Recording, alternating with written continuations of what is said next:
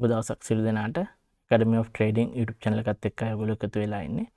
ඉතින් ගිය සතියේ මම පටන් ගත්ත අලුත් සීරීස් එකක් කොහොමද order blocks වලින් අපේ strategy එකක් අපේ order blocks අපේ strategy එකක් විදිහට පාවිච්චි කරන්නේ කියලා දෙන පාඩම් මාලාවේ කියන්නේ වීඩියෝ මාලාවේ සීරීස් එකේ පළවෙනි වීඩියෝ එක මම ගිය සතියේ කරා. ඉතින් අද මේ වීඩියෝ එක මම මේ දැන් කරන වීඩියෝ එක පළවෙනිට බලන කෙනෙක් නම් ඔයා මුලින්ම මේ වීඩියෝ එක බලන්න කලින් අනිවාර්යයෙන් මම මේ ඔයගොල්ලන්ට පෙන්නන මෙන්න මේ වීඩියෝ එක බලලා ඉන්න. මෙතන මම order blocks කියන්නේ මොකක්ද කියන එක මේ වීඩියෝ එක ඇතුලේ මම කතා කරලා තියෙනවා. එතකොට මෙන්න මේ order blocks මොකක්ද කියන එක දැනගෙන තමයි පිළිවෙලට කරගෙන යන්. එතකොට ඔයාට මේක හරියට ඉගෙන ගන්න පුළුවන්. ඉතින් order block එකක් ගත්තම අපි order block වලින් trade කරන්න strategy build කරන්න අපිට order blocks විතරක් ඉගෙනගෙන මදි. order blocks එක්ක බලන අපි තව කාරණා කීපයක් තියෙනවා. එතකොට ඒ විෂයන් ගැනත් අපිට දැනුමක් ගන්න වෙනවා. උදාහරණයක් විදිහට fair value gap එක, එතනින් ගියාම structures ගැන, liquidity ගැන. එතකොට මේ හැම දෙයක්ම දැනගෙන තමයි අවසානයේ order block එක පාවිච්චි කරලා order block එකක් අපි අඳුනගෙන එතකොට ඒ අනුව අපි trading opportunity එකක් හදාගන්න. එතකොට මේ හැම කාරණාවක් ගැන මේ වීඩියෝ සීරීස් එක අවසානයේදී ඔයාට මේ හැම කාරණාවක් ගැනම දැනගෙන දැනුම අරගෙන අවසානයේ order blocks අපේ ප්‍රධාන මාතෘකාව කියන order blocks එකක් හඳුනා ගන්න ඕගොල්ලන්ට පුළුවන් වෙනවා මේ වීඩියෝ සීරීස් එක අවසානයේදී.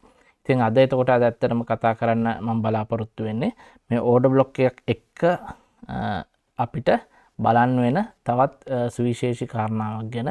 ඒ තමයි fair value gap එක. ඒතකොට මෙතෙන්දි මම fair value gap එක ගැන ගැඹුරින් ඔයගොල්ලොත් එක්ක කතා කරන්න බලාපොරොත්තු වෙන්නේ නැහැ. මොකද මේ fair value gap එක ගත්තම ඒකේ වෙනම අපිට strategies කතා කරන්න තියෙනවා. කියන්නේ order blocks නැතුව fair value gap එකෙන් විතරක් අපිට trade කරනවා නම් ඒකට වෙනම යන path එකක් තියෙනවා. වෙනම අපිට strategies තියෙනවා build කරගන්න. එතකොට ඒක ගැන මම ඉස්සරහට ඒ strategies ගැන ඔයගොල්ලන්ට කියලා දෙන්නම්. ඉතින් අද මේ අපි දැන් පටන් ගත්තේ order blocks ගැන කතා කරගෙන ඒකින් strategy එකක් build කරගන්න විදියනේ. එතකොට ඒකට මේ fair value gap එකත් අනිවාර්යෙන් අපි ගලපා ගන්න ඕනි. ඒකයි මේ fair value gap එක අද දෙවෙනි වීඩියෝ එක විදියට මේ series එකේ මම අරගෙන ඉන්නේ. මේක ගැඹුරින් කතා කරන්නේ. මේක අපිට order blocks වලට වැදගත් වෙන ටික විතරක් මම fair value gap එකේ අද කතා කරගෙන යනවා. ඊට පස්සේ මම ඔයගොල්ලන්ට ඉන්ඩිකේටර් එකකුත් පෙන්නනවා. fair value gap වලට අදාළව ඔයගොල්ලෝ එතෙන්ද ඉන්න අවශ්‍ය නැහැ. ඒ ඉන්ඩිකේටර් එක කරා කෙලින්ම ඔයගොල්ලන්ට fair value gap එක බලා ගන්න පුළුවන්. ඒක වීඩියෝ අවසානයේදී ඔයගොල්ලන්ට ඒක කියලා දෙන්නම්. හරි, අපි යමු trading view වලට. trading view වලට ගිහිල්ලා අපි මේ සම්බන්ධයෙන් තවදුරටත් අපි කතා කරගෙන යමු.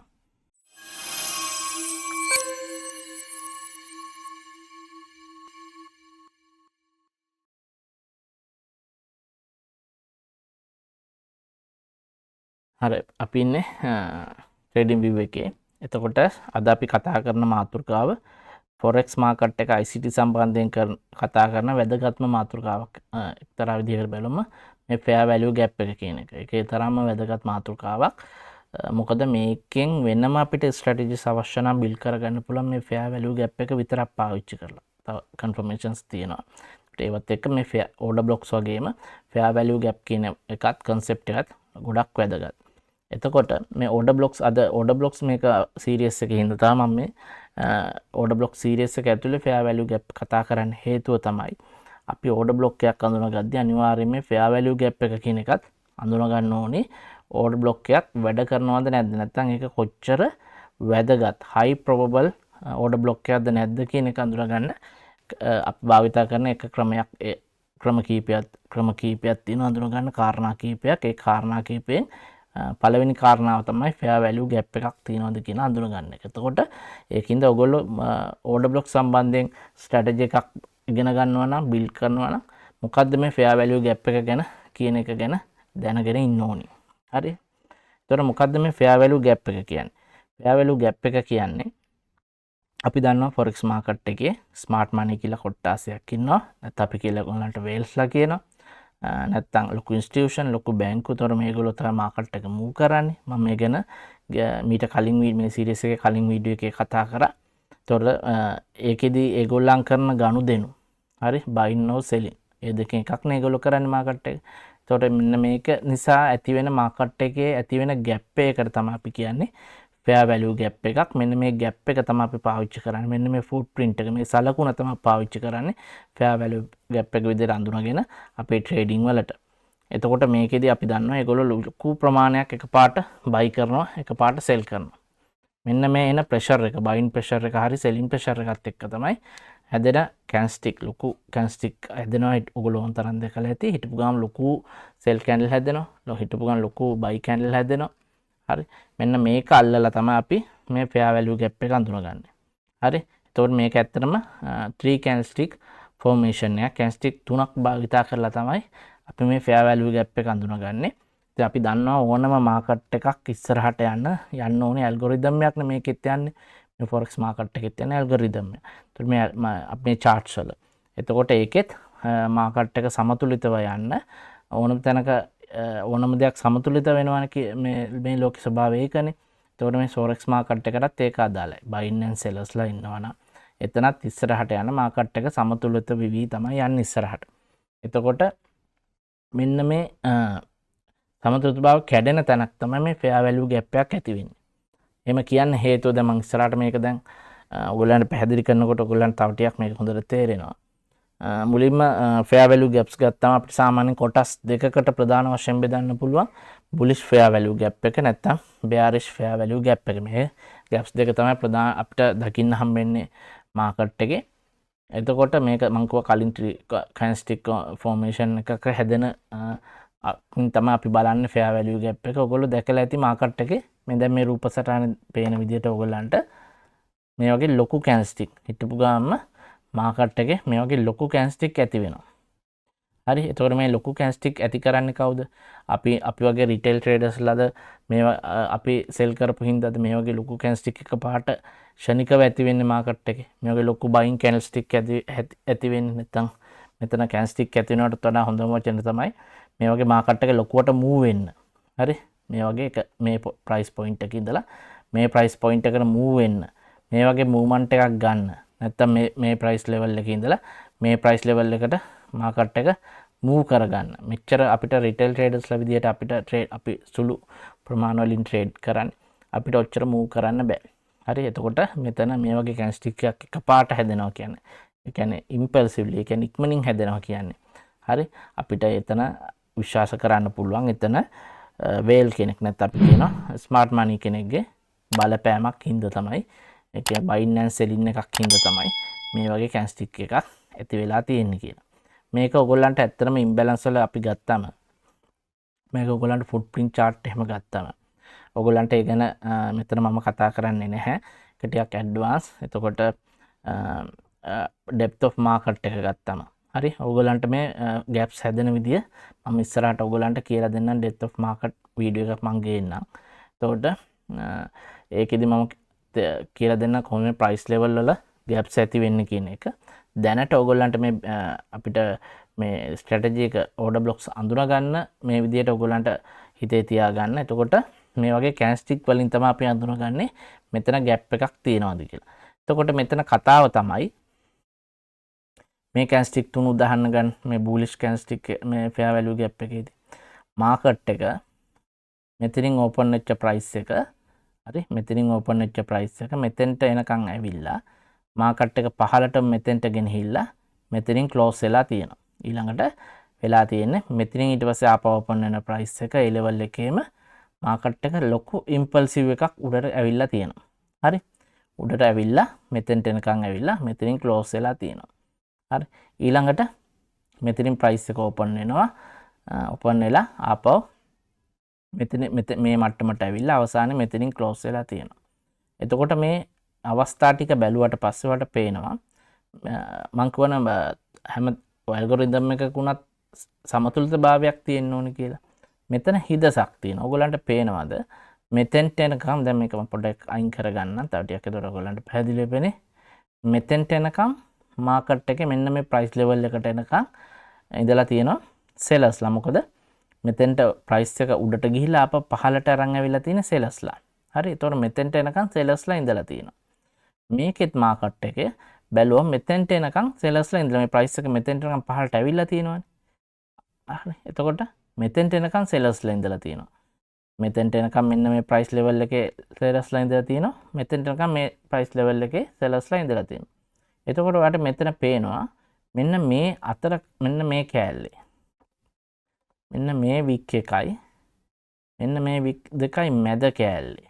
මෙන්න මේ කෑල්ලේ හරි සෙලර්ස්ලා ඉඳලා නැහැ. ඉඳලා තියෙන බයර්ස්ලා විතර. හේතුව අවසානයේ සෙලර්ස්ලා ඉඳලා තියෙන කියන්නේ විකුණුම් මෙන්න මේ ලෙවල් එකට තමයි සෙලර්ස්ලා ඉඳලා තියෙන්නේ. ඉන්ට්‍රස්ට් වෙලා තියෙන්නේ මෙන්න මේ ලෙවල් එකට තමයි මේක ඇවිල්ලා තියෙන්නේ. ඒතර මෙන්න මේ ටික තනිකර හිදසක් ગેප් එකක් තියෙනවා. සම් ඉම්බැලන්ස් කියලා කියනවා. මේ ඉම්බැලන්ස් ෆෙයා වැලියු ગેප් එකේ පොඩි වෙනස්කමක් තියෙනවා. ඒක එච්චර දැන්ට ඔලුවට ගන්න එපා. ෆෙයා වැලියු ગેප් එක හරි ඉම්බැලන්ස් හරි දෙකම හුඟක් දුරට සමානයි. හරි. එතකොට මෙන්න මේ ඒරියා එකේ ඉම්බැලන්ස් එකක් සමාන නැති ගතියක්. හරි. සමාන නැතිකමක් තියෙනවා. එතකොට මෙන්න මේක තමයි අපි අඳුරගන්නේ ෆෙයා වැලියු ગેප් එක කියලා. එතකොට මෙන්න මේ ગેප් එක සාමාන්‍යයෙන් ක්‍රියා කරනවා මැග්නට් එකක් වගේ. කියන්නේ මාකට් එක නැවත තුලනය කරන්න නම් හරි මාකට් එක නැවත තුලනය වෙලා ආපහු සුපුරුදු පරිදි යන්න නම් හුඟක් වෙලාවට මෙන්න මේ ලෙවල් එකට මාකට් එක එන්න ඕනි. කියන්නේ මේ බයර්ස්ලා විතරක් ඉන්න තැනට සෙලර්ස්ලාත් එන්න ඕනි. හරි මාකට් එක තුලනය වෙන්න. එතකොට හුඟක් වෙලාවට වෙන්නේ මේක මැග්නට් එකක් වගේ මේක ක්‍රියා කරනවා. එතකොට මාකට් එක හුඟක් වෙලාවට මෙන්න මේ ලෙවල් එකට ඇවිල්ලා අපව මාකට් එකේ සුපුරුදු දිශාවට යනවා. හරි. එතකොට මේක අප් ට්‍රෙන්ඩ් එකක් කියලා හිතන්නකෝ මේක අප් ට්‍රෙන්ඩ් එකක්. එතකොට මාකට් එක උඩට ගියා.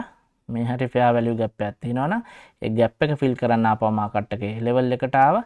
ඒ ලෙවල් එකේ ඉඳලා ඊට පස්සේ පුරුදු පරිදි ආපහු ඊළඟ ඉම්පල්සිව් එක ගන්නවා. හරි. එතකොට මෙන්න මේ ඒරියා එක තමයි අපි කියන්නේ ෆෙයා වැලියු ગેප් එකක් කියලා. එතකොට මේක ට්‍රී ෆෝමේෂන් කැන්ඩල්ස්ටික් තුනකින් අපි බලන්නේ හදාගන්න මේ ગેප් එක මෙන්න ලොකු ඉම්පල්සිව් මූව්මන්ට් එක තියෙන. කියන්නේ ලොකු කැන්ඩල්ස්ටික් එකේ දෙපැත්තේ තියෙන කැන්ඩල්ස්ටික් දෙකේ වික් දෙකට තමයි අපි මෙන්න ඒ අතර තියෙන පරාසයට තමයි අපි කියන්නේ ෆෙයා වැලියු ગેප් එක කියන එක. හරි. ඕකම තමයි මෙතන අනිත් කාරණාව. අපි සාමාන්‍ය තෝර මෙන්න මේ වගේ ලෙවල් වල අපි කියනවා මේ වගේ ලෙවල් එකකට මේ කියන්නේ බුලිෂ් ෆෙයා වැලියු ગેප් වල මෙන්න මේ ඒරියා වලට අපි කියනවා BC කියලා. BISI. ඒක එච්චරම වැදගත් නෑ ඔයගොල්ලන්ට. ඒ උනට සාමාන්‍යයෙන් මේ ෆොරෙක්ස් මාකට් එකේ භාවිතා වෙන වචන දැන ග්‍රීන් එක ඔයගොල්ලන්ගේ දැනුමට හොඳයි. ඒක මම කිව්වේ.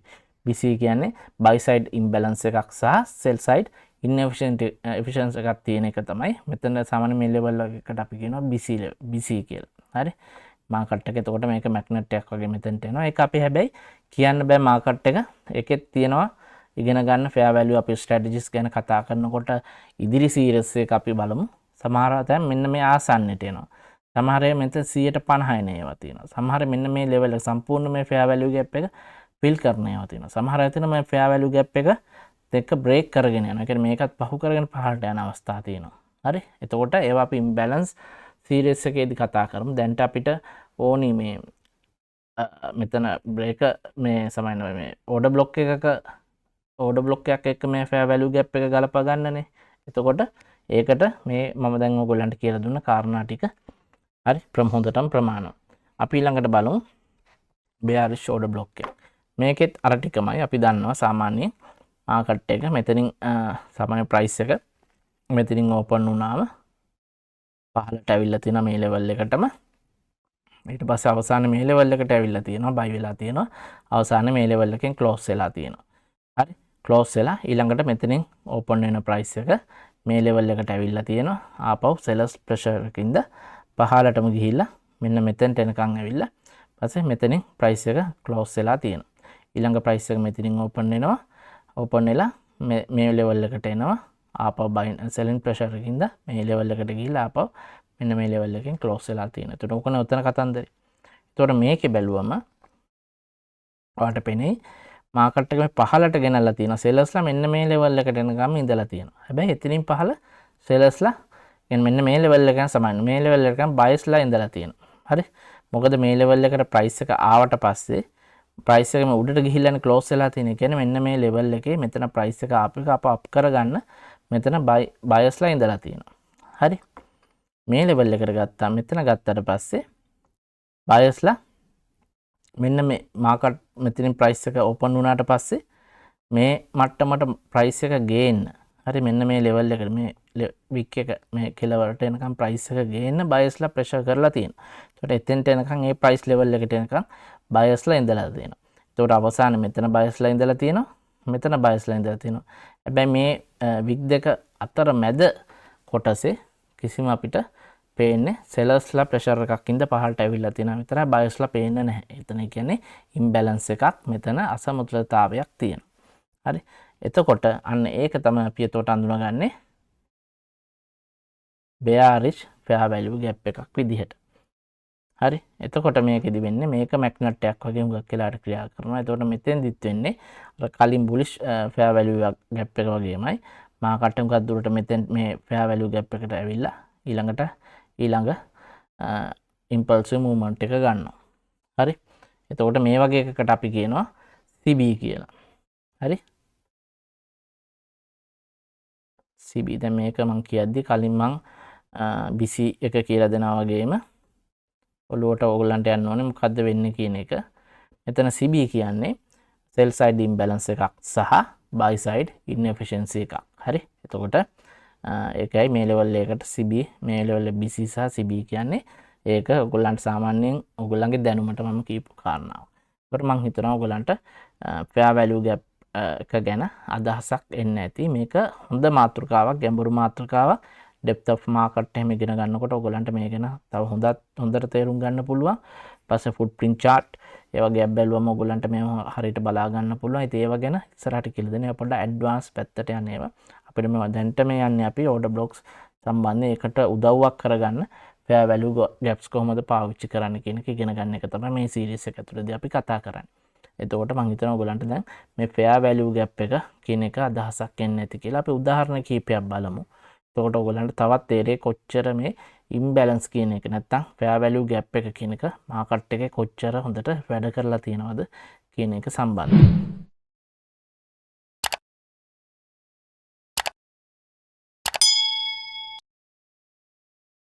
අපි නිකම් මාකට් එකේ මේ මොමන්ට් එකේ අපි ගමු.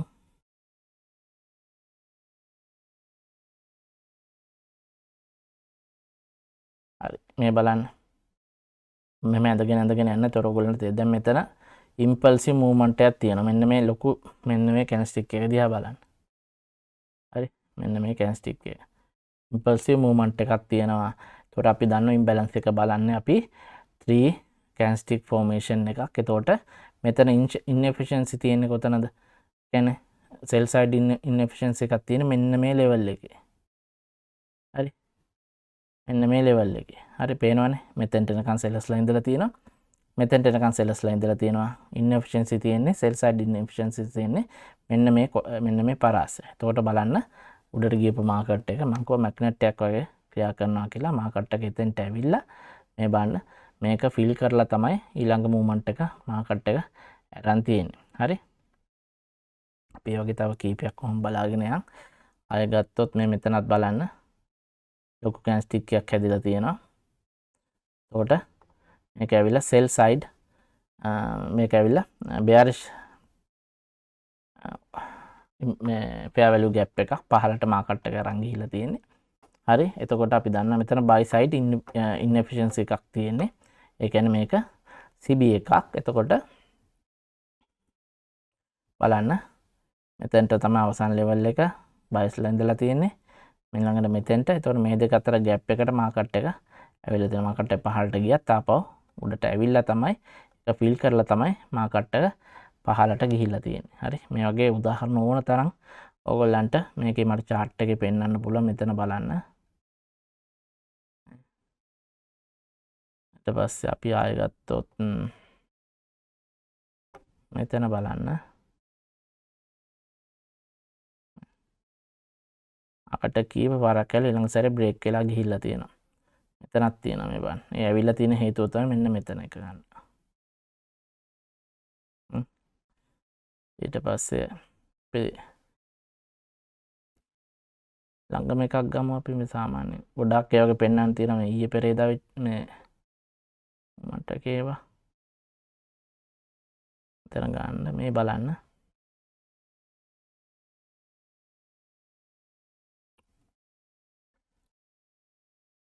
මෙතන ඉම්බැලන්ස් එකක් තියෙනවා. ඒක ගන්න මාකට් එක පහළට ගියා. එතෙන්ට ඇවිල්ලා දෙපාරක් මෙතෙන්ට ඇවිල්ලා තමයි මාකට් එක දැන්ට තියෙන්නේ. හරි. එතකොට ඔයගලන්ට පේනවා කොච්චර මේ ඉම්බැලන්ස් නැත්නම් ෆෙයා වැලියු ගැප් එක කියන එක මාකට් එකේ වැඩ කරනවද කියන එක. හරි.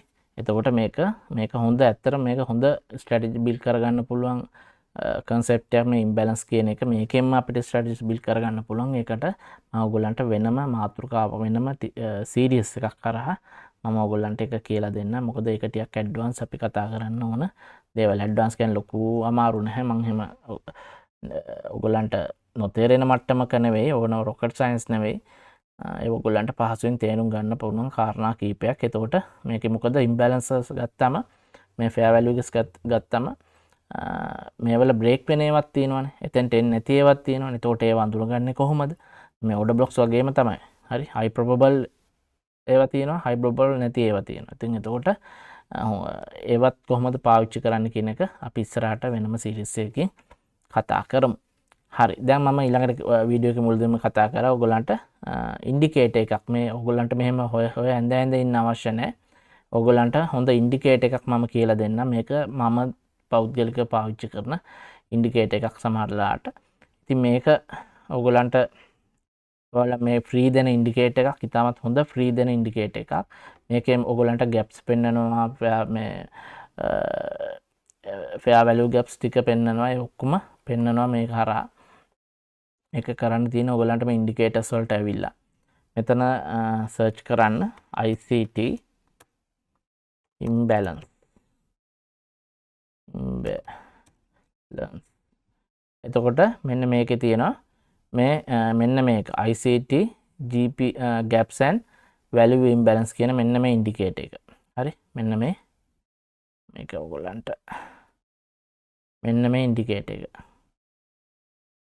හරි. මේක පෞද්ගලිකව මාත් පාවිච්චි කරන ගැප්ස් බලන්න සමහරලාට ඇඳ ඉන්න කම්මැලි හිතෙනවා. මම මේක chart එකට දාගන්නවා. අද මේකේ ඔක්කොම එතකොට fair value gaps ටික පෙන්වනවා. සමහරලාට noise එක වැඩි gaps ඕනට වඩා පෙන්වනවා. ඉතින් එතකොට ඒ වෙලාවට අපි ෆිල්ටර් කරලා එක ගන්න පුළුවන් settings ගිහිල්ලා අපි gap එක මේක ඉන්ඩිකේටර් එක දාගමු. මේ බලන්න. කොච්චර හොඳට පෙන්න. මෙතන මේ මුලින්ම gap එක පෙන්නනවා. මෙතන මේ ලොකු gap එකක් තියෙනවානේ. මෙන්න මේ gap එක පෙන්නනවා. දැන් මේ හරියට ගත්තම මේ බලන්න ඔයගලාට මම දැන් අර ඉස්සෙල්ලා ඇඳලා පෙන්නපු ඒවා ටික පෙන්නනවා. මේ බලන්න මෙතන මම ඇඳලා පෙන්නුවා. මේක ටොප් පෙන්නනවා. මෙතනත් තියෙනවා ඉම්බැලන්ස් එක. මෙතන තියෙනවා ඉම්බැලන්ස් මේක පොඩි ටයිම් ෆ්‍රේම් වලට ගියොත් ඔයාලට මීට වඩා මේ පොඩියට පේන fair value gaps ඔයාලට බලන්න පුළුවන්. හරි. මෙතන මේ ලොකු fair value gap එකක් තියෙනවා. එතෙන්ට මාකට් එක රීච් කරලා තියෙනවා. 50 ලෙවල් එකට ඇවිල්ලා තියෙනවා. ඒ ආසන්නයට ඇවිල්ලා තියෙනවා නේ. ඒව ගැන අපි ඉස්සරහට කතා කරමු. ඒක මොකද FVG ගැන කතා කරන වීඩියෝ එකේදී අපි කතා කරමු. දැන් ඕඩර් බ්ලොක්ස් වලට එච්චර ඔයගලන්ට අවශ්‍ය නැහැ. හරි. එතකොට ඔයගලන්ට අවශ්‍ය වෙන්නේ ඕඩර් බ්ලොක් එකකට මේ අපිට ඉස්සරහට එක මම පාවිච්චි කරන විදිය ඔයගලන්ට කියලා දෙන්න. මේ fair value gap එක කොහොමද ඕඩර් බ්ලොක්ස් එක අපි බලන්නේ කියන එක. එතකොට ඒකට ඔයගලන්ට මේ fair value gap එක ගැන idea එක තියෙන්න ඕනේ. හරි. ඒකයි අද මේ ඕඩර් බ්ලොක් සීරීස් එකේ මේ fair value gaps ගැන ඔයගොල්ලන්ට කියලා දුන්නා. ඉතින් කැමති අයට මේ ඉන්ඩිකේටර් එක ෆ්‍රී පාවිච්චි කරන්න පුළුවන්. නැත්නම් තමන් කැමති නම් තමන් ආස නම් තමන්ට අඳින්න පුළුවන්. එතකොට ඒක තවත් ආසාවෙන් දෙයක් කරනකොට ඒක ඇත්තටම ගොඩක් දෙනෙක්ට කම්මැලිකමට කරනවා වගේ නෙවෙයි. ඒ දෙන උනන්දුවෙන් ඔයගොල්ලන්ට හොඳ ප්‍රතිඵල අත් කරගන්න පුළුවන්. මේ කැමැත්තෙන් කරනවා නම් සල්ලි හම්බ කරන පරමාර්ථයෙන්ම නෙවෙයි. ඒකට ආසාවෙන් කරන දෙයක් න ะ. හරි.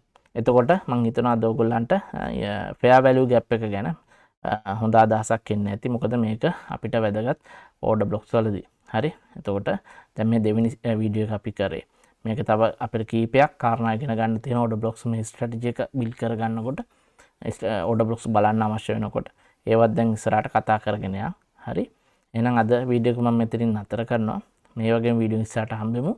සියලු දෙනාට සුබ දවසක්.